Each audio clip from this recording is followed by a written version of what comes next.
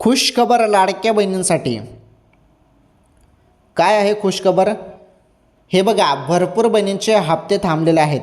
ज्यांचे हप्ते थांबलेले आहेत त्यांच्यासाठी खुशखबर आहे.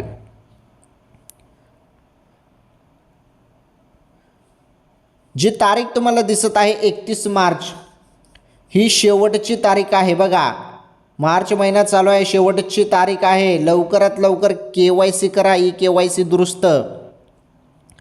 काय झालेलं आहे, भरपूर बहिणींनी KYC केली परंतु ती चुकीची केली. आता ज्यांनी बरोबर केली होती त्यांना हप्ता रेग्युलर दर महिन्याला मिळत आहे, परंतु ज्यांनी KYC चुकीची केली त्यांचा हप्ता थांबवला जात आहे.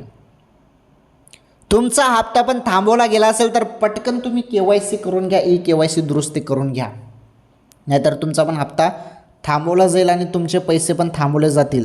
त्यामुळे KYC दुरुस्ती करा आणि 31 मार्चच्या पहिलेच तुम्हाला KYC दुरुस्त करायचं आहे. तुम्ही KYC दुरुस्ती केली, तुमचे जेवढे पण हप्ते थांबलेले असतील ते सर्व तुमच्या खात्यामध्ये जमा होतील. ओके.